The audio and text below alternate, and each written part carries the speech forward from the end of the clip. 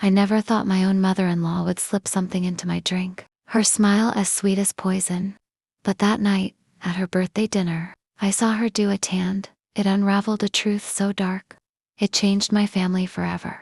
My name is Diana Mercer, 32 years old, a freelance photographer living in Asheville, North Carolina. I've built my career from the ground up snapping weddings, wildlife, magazine covers.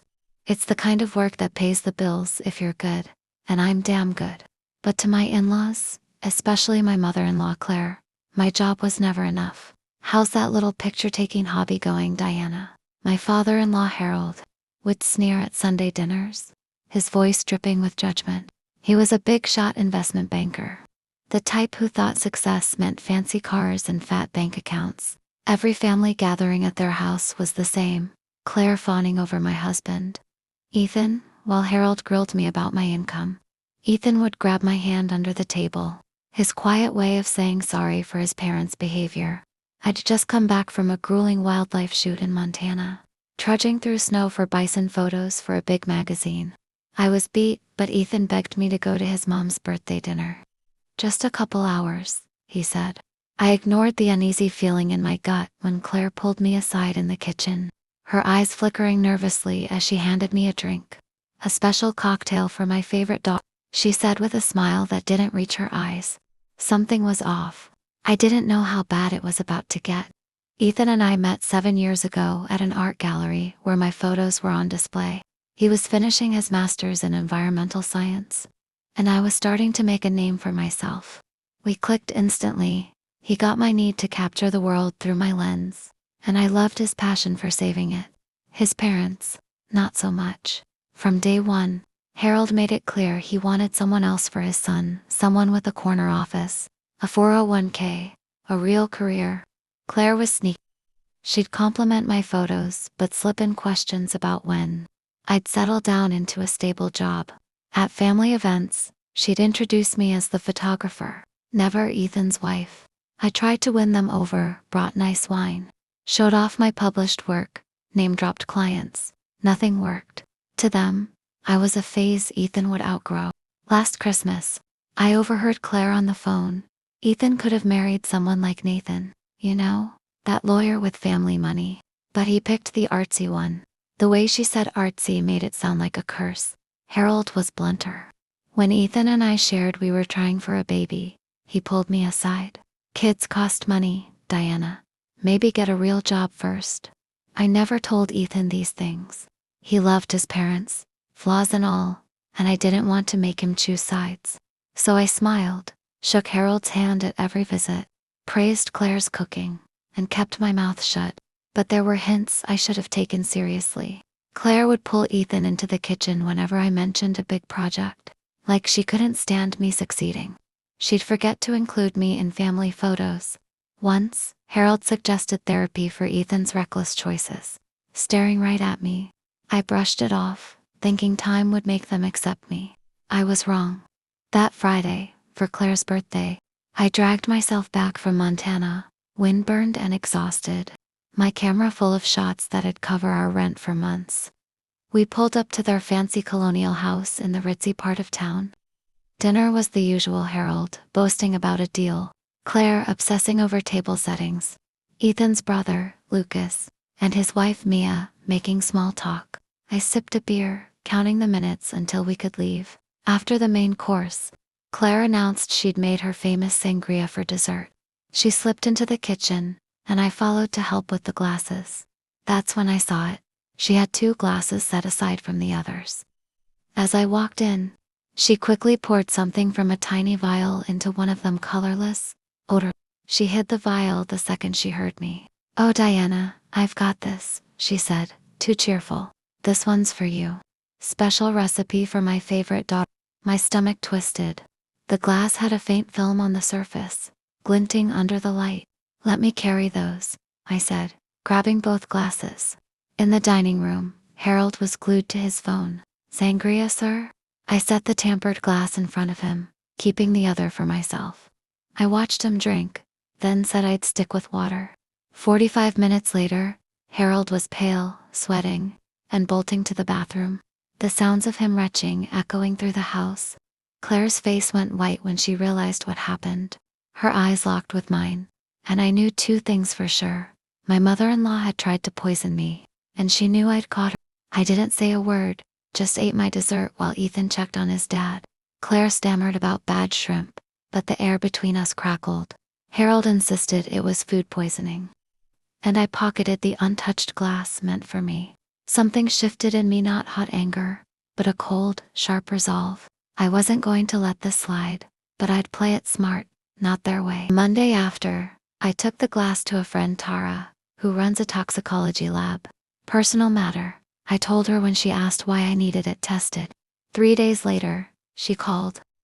Diana, there were benzodiazepines in that drink. Not enough to kill, but enough to knock you out for hours. Maybe mess with your memory. Where'd you get this? I thanked her, asked for a report, and didn't answer. That night, I told Ethan I wanted to skip Sunday dinners for a bit, saying I had a big gallery show coming up. He was bummed but agreed. I didn't tell him about the results, not yet. I needed more. Over 2 weeks, I dug deep. Claire had prescriptions for Xanax from 3 different doctors, stockpiling pills for years. I found whispers around town, Claire acting erratic at a neighbor's party, accusations of her swiping jewelry at her country club. Her family had buried the stories, but they were there. I saved everything, waiting for my moment. It came when Ethan said his mom wanted me to take photos for her social media profile. She asked for you specifically, he said, surprised. I agreed, showing up at their house alone, camera bag in one hand, an envelope in the other. Claire was waiting, all dolled up. Before we started, I handed her the envelope, toxicology report, prescription records, the works. Her hands shook as she read. This is ridiculous, she whispered. I'd never. We both know what you did. I cut her off. What I don't know is why. Her face turned to stone. You're not good enough for my son. You never will be. A woman should provide stability, not chase daydreams. And drugging your son's wife provides stability? I asked, voice steady. It wasn't supposed to hurt you, she snapped. Just make you sick, make you miss that gallery show you kept bragging about. Show Ethan you're unreliable. Here's the deal, I said. You tell Harold what you did, then you both start treating me like family, not because you like me, but because if you don't, Ethan gets this envelope, and the neighbors you've pissed off, they'll talk. She laughed, but it was shaky. Ethan won't believe you over us. Maybe not, I said, grabbing my bag, but he'll believe the lab report. And the prescriptions? Are you willing to bet your son on that? I left without taking a single photo.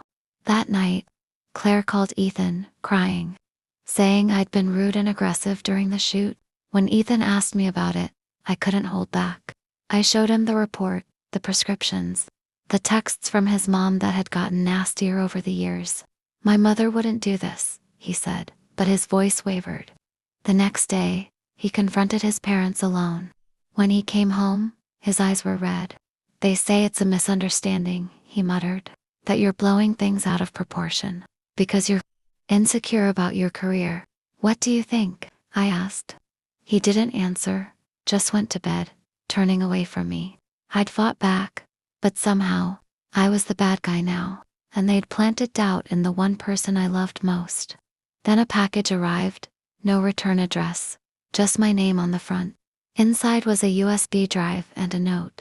You need to see this. Mia Lucas's wife.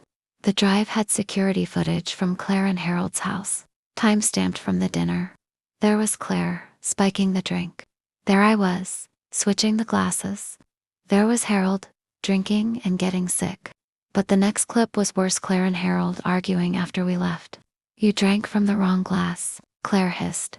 This isn't the first time you've pulled something like this, Harold shot back. Another clip, from 2 days later. She knows what you did, Harold said. So what? Claire replied. It's her word against ours. Ethan will never pick her over us. By the time I'm done, she'll be out of his life, thinking it was her idea.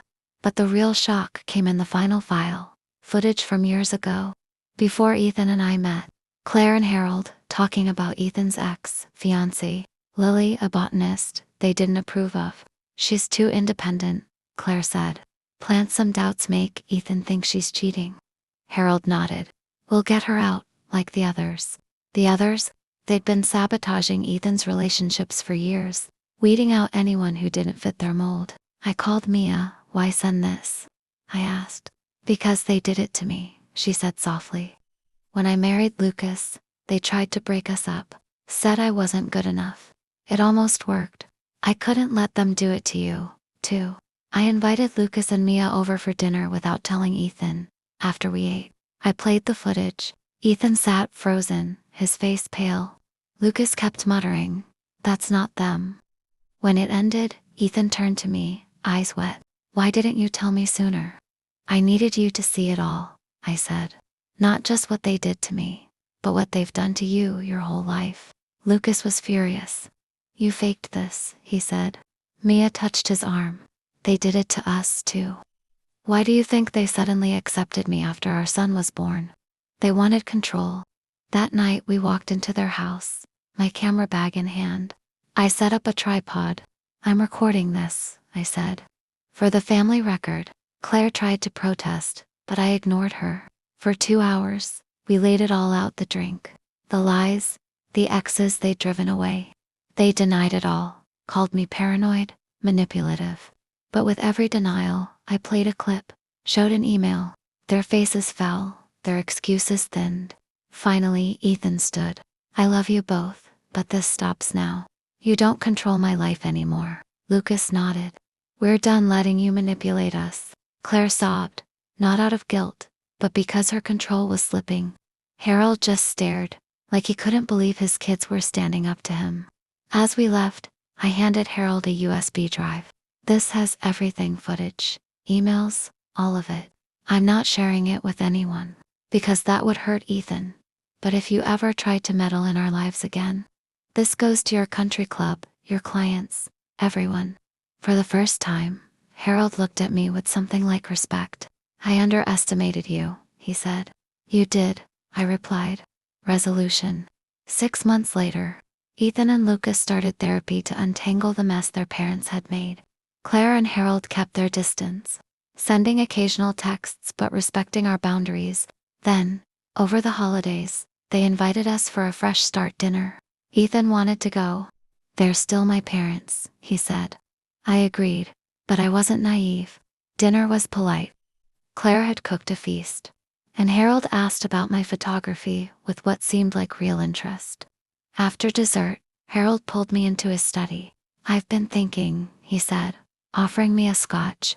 "Your career's going well, but have you considered something bigger? I could get you a job at my firm marketing visuals. Good pay." I didn't touch the drink. "Why?" "For family," he said. "I respect how you handled things. You protected Ethan while standing your ground." "No," I said. "This is just another way to control me. I'm happy with my life, my work, my way." His smile faded. "Everyone has a price." "Not me," I said, walking out. Back in the dining room, Claire was showing Ethan old photos, cooing about how happy he was at home. Ethan caught my eye, and I gave a small nod. He stood. "Mom, Dad, we have news. Diana and I are expecting." 3 months along. Claire gasped, rushing to hug him. Harold approached slowly, offering a stiff congratulations. "Thank you," I said, then leaned in so only Harold could hear. "This baby isn't your pawn, ever." 3 weeks later, a letter arrived from Harold's lawyer. Inside was the deed to our rental house, now ours, and a trust fund for our unborn child. No note, no strings. It wasn't an apology. It was Harold admitting defeat. Our daughter Lila was born that summer. Claire and Harold visited the hospital, brought gifts, and left without overstepping. Our relationship with them became civil. They didn't apologize, but they stopped meddling. The next spring, I opened my own gallery in downtown Asheville. At the opening, Ethan stood beside me, Leela on his hip. My parents came from Oregon. Friends and clients packed the space. Claire and Harold showed up, too. Claire held Lila briefly, under Ethan's watchful eye. Harold shook my hand, nodded at my work, and left without a single suggestion. As we locked up, Ethan asked, "Do you think they've changed?" "No," I said. "But they know they can't change us." That night, on our porch, stars twinkling above the mountains, Lila asleep upstairs. I realized something. I hadn't won by playing their game. I'd won by refusing to play. I'd stood my ground, protected my family, and built my life on my terms, not with lies or schemes, but with truth and persistence. That was my victory, living well, with the people I loved, exactly as I was.